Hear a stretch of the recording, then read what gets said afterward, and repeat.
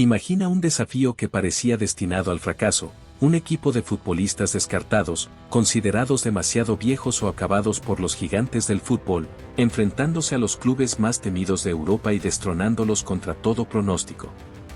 Eso es exactamente lo que logró José Mourinho, un entrenador cuya genialidad táctica, audacia sin límites y mentalidad de acero transformaron al Inter de Milán de 2010 en una leyenda inmortal.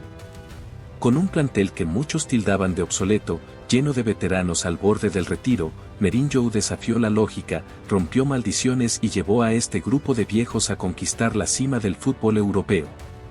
Esta es la historia de cómo un equipo de jugadores olvidados se convirtió en el rey de la Champions League, al puro estilo Mourinho, con estrategia quirúrgica, drama electrizante, revancha personal y una voluntad inquebrantable. ¿Cómo lo hizo? ¿Cómo convirtió a un grupo de futbolistas al ocaso de sus carreras en una máquina imparable? Para responder, debemos sumergirnos en el contexto, el desafío y la mente detrás de una de las mayores hazañas del fútbol moderno. Si te apasionan las historias épicas, no olvides suscribirte para no perderte más relatos como este.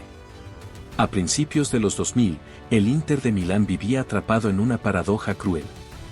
En Italia, reinaba con autoridad, encadenando títulos de Serie A con una superioridad que evocaba los días gloriosos de los años 60, cuando Helenio Herrera y su grande Inter dominaban Europa con un fútbol revolucionario. Bajo la dirección de entrenadores como Roberto Mancini, el Inter había recuperado su trono doméstico, aplastando a rivales como la Juventus y el AC Milan con una mezcla de talento y disciplina. Sin embargo, en el escenario continental, el club era un gigante con pies de barro. Durante más de 4 décadas, desde su última Copa de Europa en 1965, el Inter había vagado por un desierto de decepciones en la Champions League. Cada temporada, el himno de la competición resonaba en San Siro como una promesa, pero terminaba en un eco de frustración. Los nerazzurri llegaban a octavos o cuartos de final, solo para ser eliminados en duelos que se sentían como un ritual de humillación. La prensa italiana, con su mordacidad característica, hablaba de una maldición europea que perseguía al club, burlándose de sus ambiciones. El dolor era aún más profundo por el contraste con su vecino y eterno rival, el AC Milan. Mientras el Inter languidecía, el Milan se erguía como el club más laureado del mundo, levantando la Champions League en 1994, 2003 y 2007, entre otros triunfos. San Siro, el estadio compartido por ambos equipos, era un escenario de gloria para los rossoneri y de tormento para los nerazzurri. Los hinchas del Inter vivían atrapados entre el orgullo por los scudettos y la envidia por las noches mágicas que el Milan celebraba en Europa. Cada trofeo rossonero era una puñalada al corazón de los aficionados interistas que soñaban con recuperar el prestigio de antaño. La directiva, liderada por Massimo Moratti, hijo del presidente que guió el Inter de los 60, sabía que los títulos locales ya no bastaban. Para restaurar la grandeza del club, necesitaban la orejona, el trofeo que se había convertido en un mito inalcanzable, un símbolo de redención que obsesionaba a la ciudad. Tras años de intentos fallidos, la paciencia se agotaba. Mancini, pese a sus éxitos en Italia, no logró avances significativos en Europa, y las eliminaciones en octavos de final se volvieron una rutina dolorosa. En 2008, la directiva tomó una decisión radical, despidió a Mancini y apostó por un hombre que dividía opiniones como pocos, José Mourinho. El portugués llegaba tras un paso turbulento pero exitoso por el Chelsea, donde ganó 2 Premier Leagues, una FA Cup y 2 Copas de la Liga, pero chocó con el propietario Roman Abramovich. Conocido por su arrogancia, sus frases cortantes y una confianza que rozaba lo provocador, Mourinho no era un entrenador convencional. Era un ganador nato, con un historial que incluía una Champions League con el Porto en 2004, un logro que lo catapultó como uno de los técnicos más brillantes de su generación. Sin embargo, su personalidad polarizaba, para unos, era un genio táctico, para otros, un showman egocéntrico que buscaba atención con sus declaraciones incendiarias. Cuando Mourinho aterrizó en Milán, no se limitó a prometer continuidad en la Serie A. En su primera conferencia de prensa, frente a un Giuseppe Meazza expectante, lanzó una declaración que hizo temblar a la ciudad: no vine solo a ganar la liga. vine a conquistar la Champions League. La prensa italiana, escéptica, se burló de su audacia. Los críticos señalaban lo obvio, el Inter tenía el plantel más envejecido de los grandes clubes europeos, con figuras como Javier Zanetti, 35 años, Walter Samuel, 31. Dejan Stankovic, 31, y Marco Materazzi, 35, en el ocaso de sus carreras. ¿Cómo podía un equipo de veteranos, lento y supuestamente superado, competir con los gigantes de Europa? Pero Mourinho, con su característica media sonrisa, ignoró las dudas. Para él, la veteranía no era una debilidad, sino una fortaleza esperando a ser explotada. La experiencia gana partidos importantes, solía repetir, mientras observaba a su plantel con la mirada de un escultor ante un bloque de mármol. El desafío era monumental. El Inter dominaba Italia, pero en la Champions League se desmoronaba. Las derrotas ante clubes como el Liverpool y el Manchester United en años anteriores habían expuesto carencias tácticas, falta de velocidad y una mentalidad frágil en los momentos clave. Mourinho sabía que romper la maldición requería más que talento, necesitaba transformar la cultura del club, desde el vestuario hasta la afición. En su primer año, 2008 a 2009, se dedicó a estudiar al equipo como un científico en su laboratorio. Ganó la Serie A con comodidad, pero la eliminación en octavos de final ante el Manchester United, 2-0 en el global, confirmó sus sospechas. El Inter carecía de la intensidad y la cohesión necesarias para competir en Europa. Lejos de celebrar el Scudetto, Mourinho se encerró con su libreta, anotando cada debilidad, lesiones recurrentes, dependencia de Zlatan Ibrahimovic como único referente ofensivo, lentitud en el mediocampo y una defensa vulnerable ante rivales dinámicos. La primera temporada fue para entender. La segunda será para conquistar, prometió. El verano de 2009 fue el punto de inflexión. Mourinho sabía que no bastaba con ajustes menores, necesitaba una revolución. Pero, a diferencia de muchos entrenadores que apuestan por rejuvenecer sus planteles, él optó por una estrategia arriesgada, reforzar la veteranía con jugadores descartados por otros gigantes. La directiva, confiada en su visión, le dio carta blanca. El mercado de fichajes se convirtió en un torbellino. Zlatan Ibrahimovic, el ídolo local, fue traspasado al Barcelona a cambio de Samuel Eto'o, un delantero camerunés de 28 años cuya sed de revancha tras ser menospreciado por Pep Guardiola encajaba con la mentalidad de Mourinho. Wesley Sneijder, de 25 años pero descartado por el Real Madrid, llegó como un mediapunta creativo con algo que probar.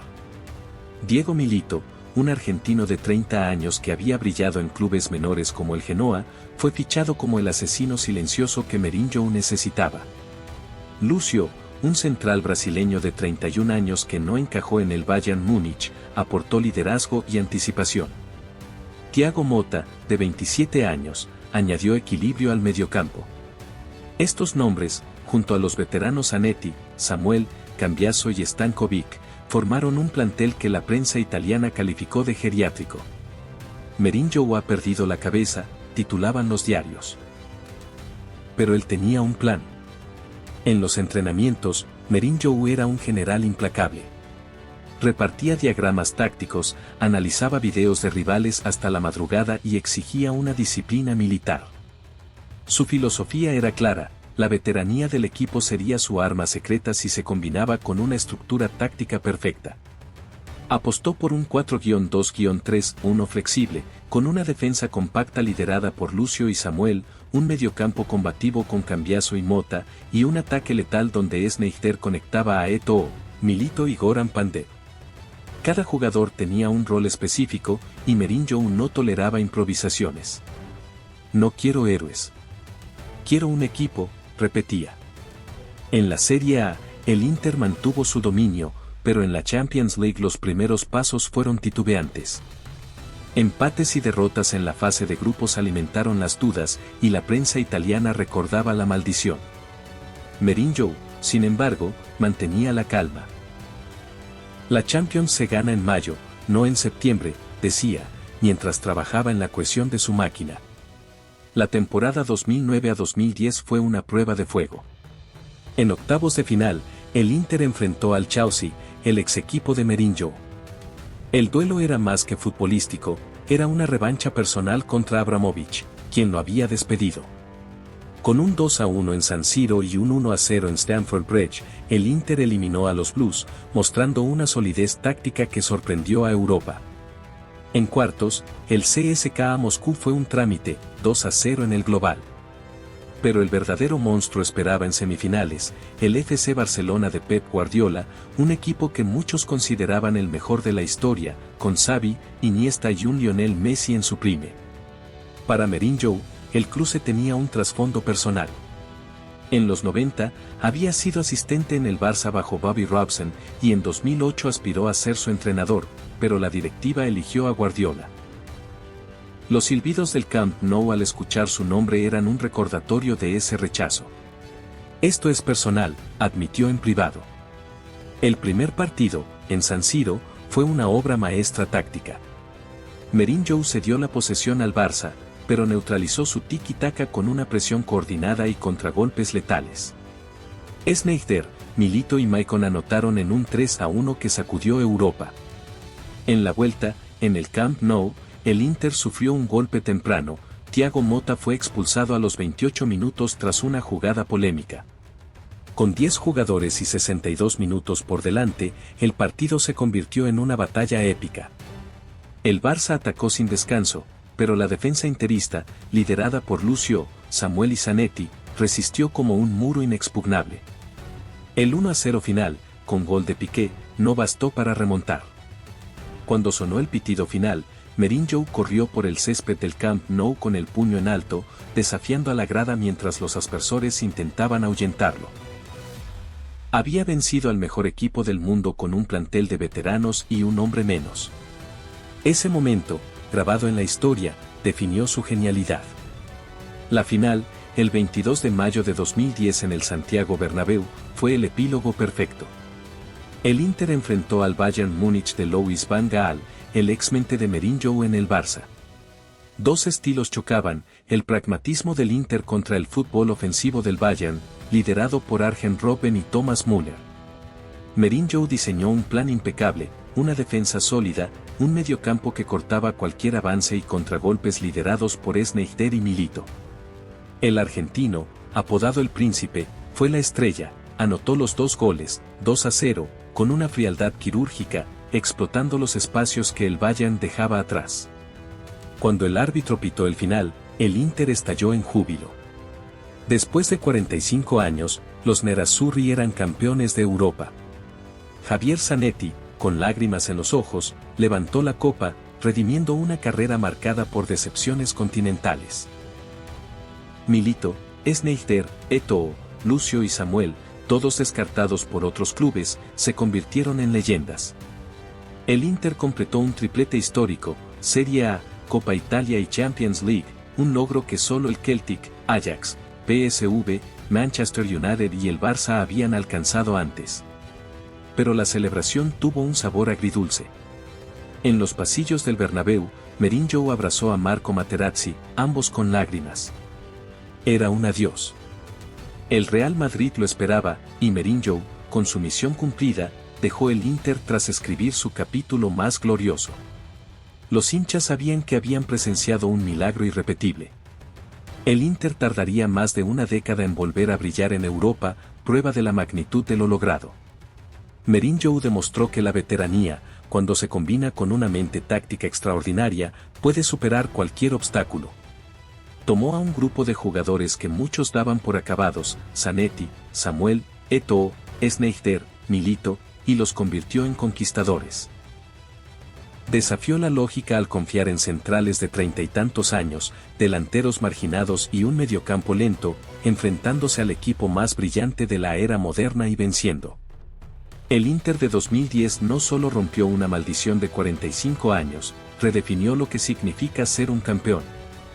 Más allá de las polémicas, Mourinho dejó un legado eterno, la prueba de que, con estrategia y corazón, hasta los viejos pueden reinar. Si esta historia te inspiró, dale un like y suscríbete para más relatos donde el fútbol se convierte en leyenda.